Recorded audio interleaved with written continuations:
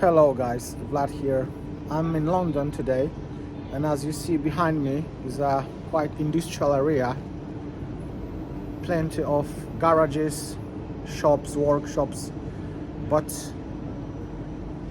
I'm gonna visiting today this lovely place behind me, Bimber Distillery. So I'm gonna show you around with Luke, friend of mine, who will give us a little tour all around the distillery, and yeah, that should be nice time for all of you guys. So let's go to the distillery.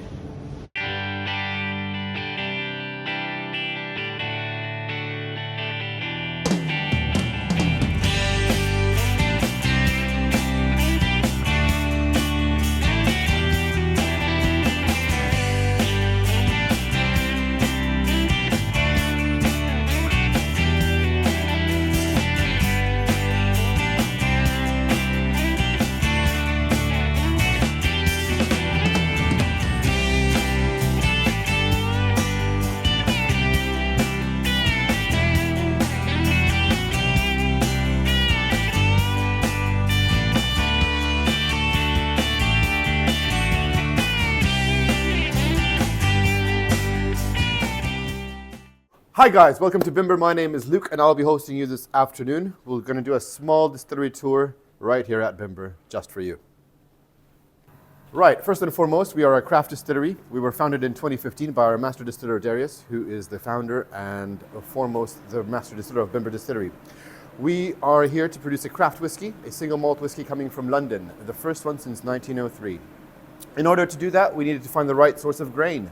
Our farm is down in Basingstoke, so 30 miles southwest of London, called Fordham and Allen. We use a Laureata type of grain for our distillation processes. We produce roughly 50,000 litres a year. In comparison, Glenfiddich will do 18 million. So we're a small drop in the sea, but it's all about the quality, not the quantity. The malt comes in on 4-ton pallets. We use about half a ton a day to produce a cask a day, so 365 casks a year, plus minus. First stage is called mashing. This is a mash tun. She is a baby tun. She's half a ton capacity. The process is we lock this door, we fill her up half a ton from the other end, and we flood her roughly with 1,600 litres of hot water, averaging at a temperature of 70 degrees Celsius. We will steep that barley there for about 2 hours.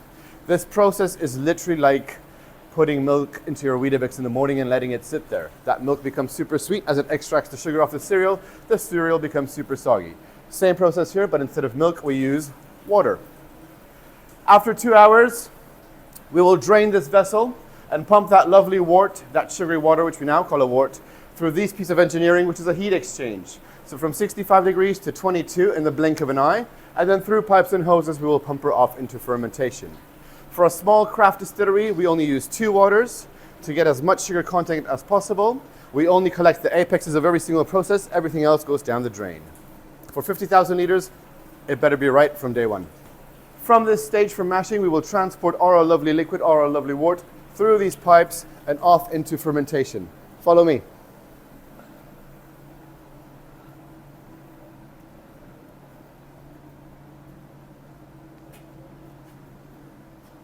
Guys, welcome to fermentation. These are called fermenters or washbacks.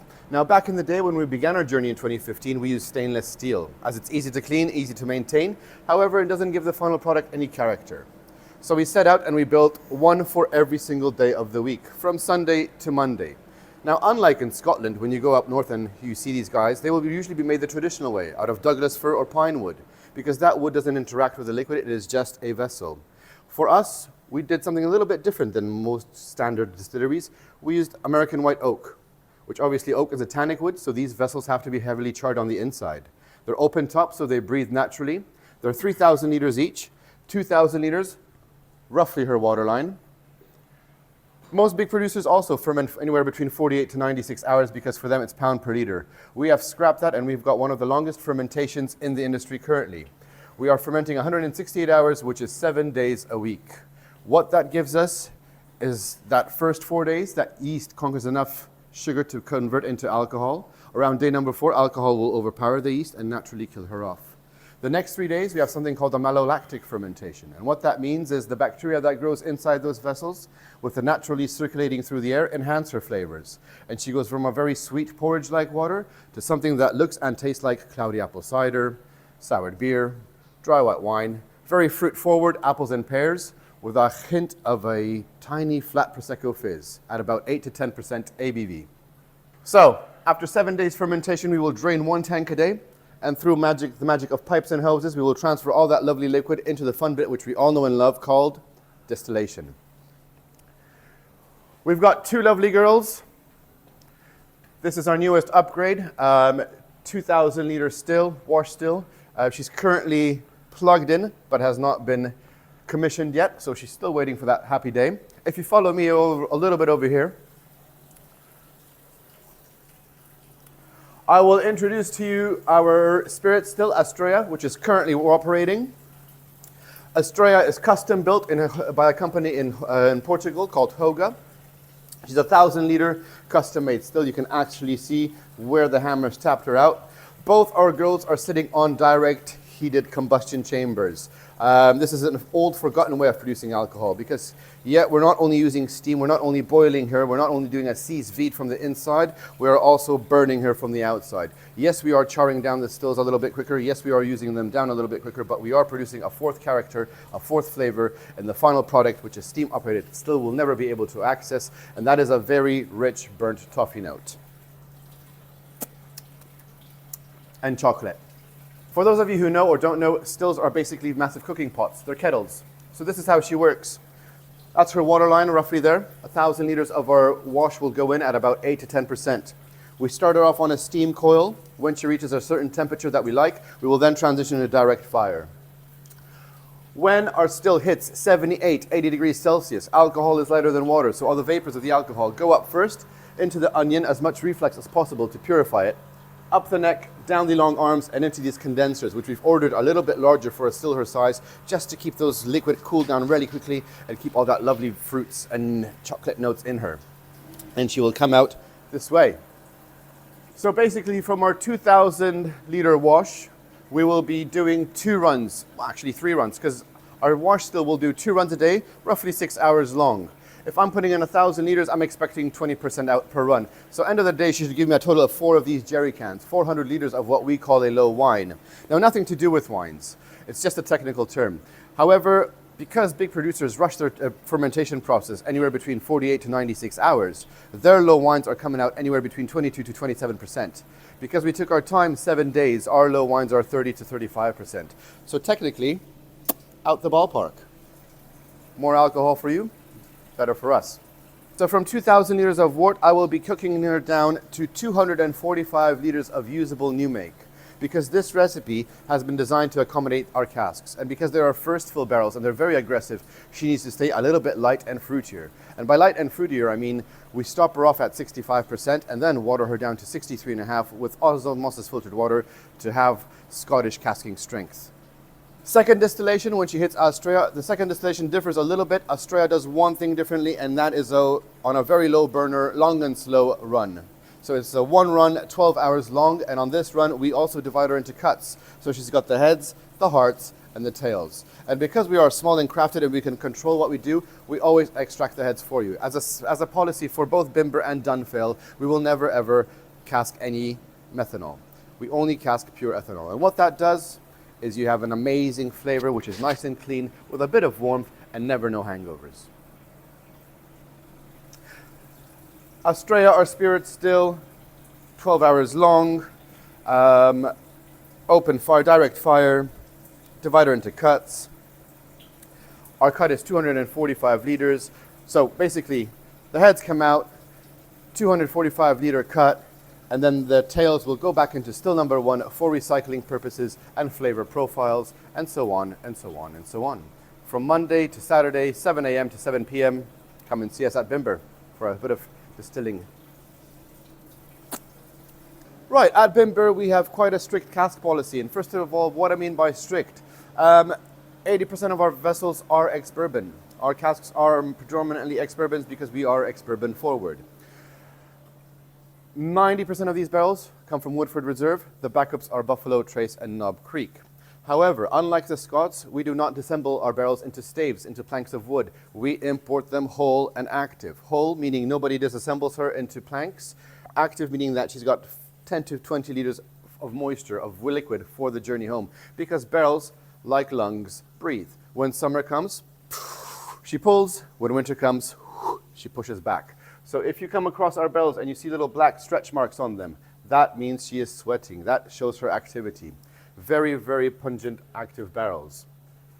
After the ex-bourbons, we have sherries. Sherries come to us in 8 flavors. We have the PX, the Oloroso, Moscatel, Polo Cortado, Fino, Amontillado, Marazenia, and Marazala. These are, as we know in the industry, as Solera casks. So if it's a Solera cask, what you need to recognize is a Solera system, an upside-down triangle. All that good fortified wine stays on the bottom, which they'll slightly drain out and top her off with fresh. And that is a constant circle going between 30 to 40 years. So very, very good Solera casks, south of Spain, Madeira, and Portugal. Besides that, we do a bit of creativity. We're quite creative, so we've got casks from all kinds of varieties, from IPA, stout, and beer, to virgin, some rum. We've got one Mizunara up there. We've just brought in a mezcal, so if you ever heard of a single malt mezcal finish, you probably haven't, because we're the first ones going to be experimenting with it. However, yeah, that's pretty much it for the barrels. We keep only about 100 barrels here on site. That is due to London's tropical aging environment. We are actually classified like a Caribbean island. Unlike Scotland, who loses 2 to 4% a year of Angel's share, London loses 7 to 10% of Angel's share. What that does in 3 years' time maturation, by the time she is fully matured to a single malt status, that means 3 years and 1 day, we've already lost 30% of that cask, which is quite unfeasible for us. So what do? We send them up north, Manchester, Leeds, Birmingham, to other bonded warehouses where the girls sleep at a lovely 4 to 5 degrees air-conditioned climate. And when they are ready to come back after 3 years, boom, we bring them in, and that's when we start playing around. So even here at the distillery, they are strategically placed, because if I need a barrel to cook a little bit quicker, I'm going to put her up by the ceiling, because the temperature can hit up to 50 degrees Celsius. If I want her to calm down, I'll bring her back down to ground levels, where she rests and kind of slowly develops. With over 1,900 barrels currently in stock, every single one of them is different. It is impossible to have twins. So even though you've got about 80 ex-bourbons behind you, every single one of them is different. They are kind of like children. One is outstanding, one's great, one's a complete idiot. But you never know until you start playing about. This is the final bit of our little tour. This is our lab and bottling area. Now when we have a barrel that is ready and she's been signed off, ready to be bottled, I will take her off the shelf and put that lovely liquid into an IBC tank and let it rest for about a week's time. This stops the barrel from cooking, lets her relax, lets all the heavy sediments come down. When she's ready to be bottled, one very basic filtration system, no nonsense. For every single flavor we produce, they have their own filter, so there's never a risk of any cross-contamination. 2 bottles at a time, the bottles move down the line, she gets corked, sealed, capsuled, labeled, box, pallet, off she goes. So on a busy day with 3 to 4 girls working this area, we can happily produce anywhere between 700 to 1,000 bottles a day. As a big brand, we'll do 1,000 bottles a minute. That is the difference. Our distilleries always keep a sample of every single new make produced. It's a logging system for us. So we know what batch of new make went into what casks and what's happening with it. And over here, we keep samples of every single cask as she develops. We tend to taste our casks 6 to 8 times throughout her aging, just to make sure she is in the right spot with the right quality. Guys, thank you for joining me for a little tour of Bimber Distillery, here based in Park Royal in West London. If you're ever around, please come and see us. It's lovely to have you here. I'd just like to thank you all for listening to me chat and for the quick visit. Take care. Peace, slanche, na zdrowie. See you soon.